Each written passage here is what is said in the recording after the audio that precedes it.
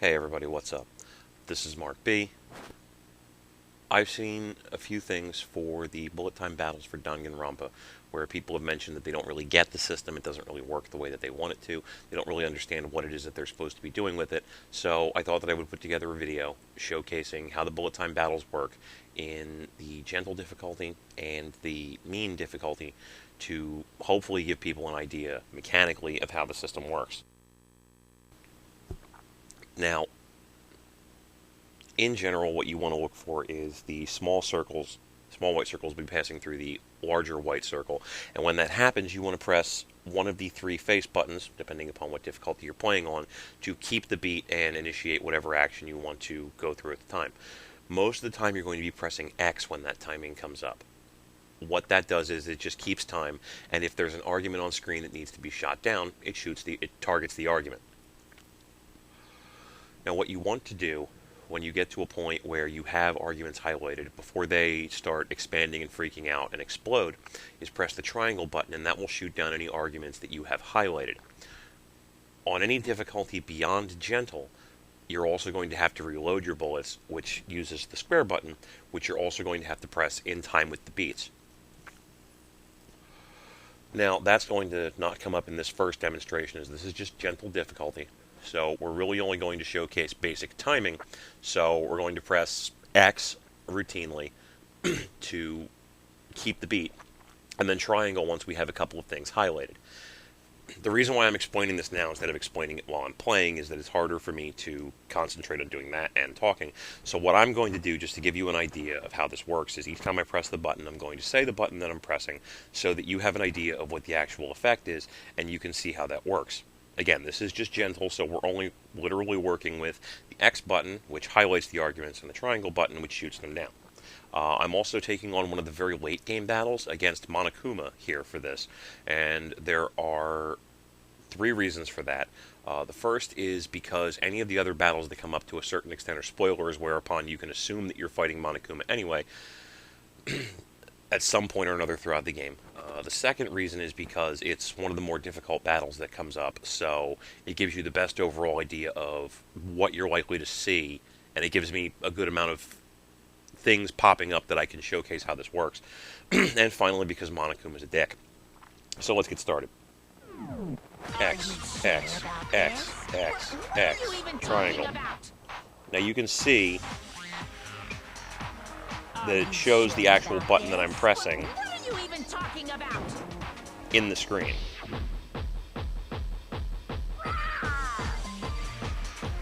What do you want? Are you sure about this? What are you even talking about?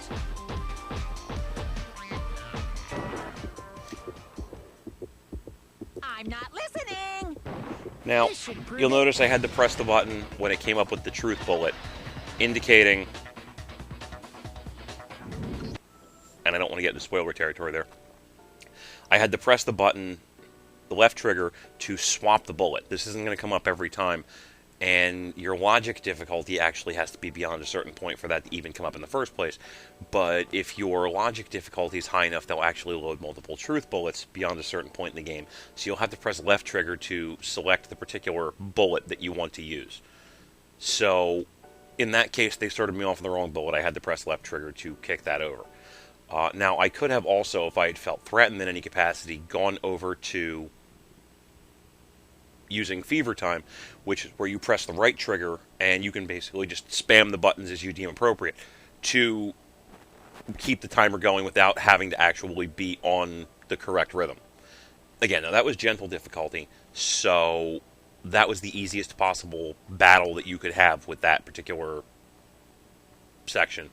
We're going to do mean next, so you get an idea of potentially how much worse it can be. Okay. So this time we are going to go at mean difficulty, which is potentially going to add in two things. It's definitely going to add in the need to reload bullets, which you'll see the bullet indicator down at the bottom of the screen if you can't already see it through the transparency. So I'm also going to have to press the square button routinely for each bullet that I want to reload.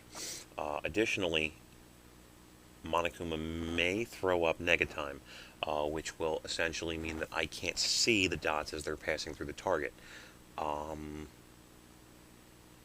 I don't know for certain if this particular battle initiates that, but I don't want to use any of the others that might, just because they're much bigger spoilers than, again, me fighting Monokuma. So, just assume that if it doesn't show Negatime in this situation, that the bar disappears completely, and that you either have to go by dumb luck, or by kicking on Fever Time in order to make it work. So here we go. Are you sure about this? Are you sure about this? What?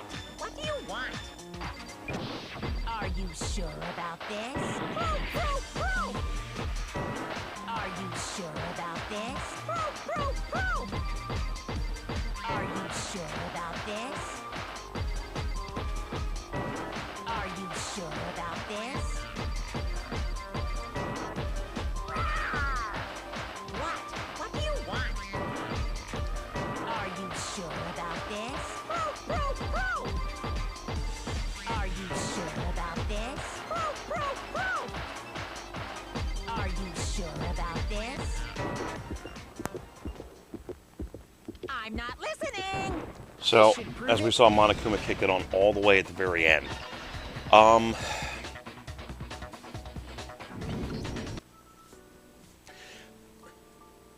So you saw that the bar literally just turned into a blanked out multicolored bar, and you had to guess.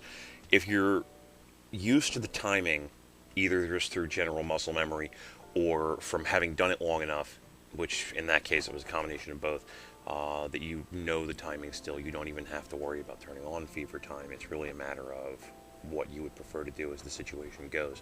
But either way, that's pretty much it. That takes care of the basics and showing what the difference is between the gentle difficulty and the mean difficulty, so that you can appropriately prepare for how you want to play. If you have any questions, leave some comments at the bottom of this video or at the bottom of the strategy guide, or shoot me an email, and hopefully that helped. Good luck.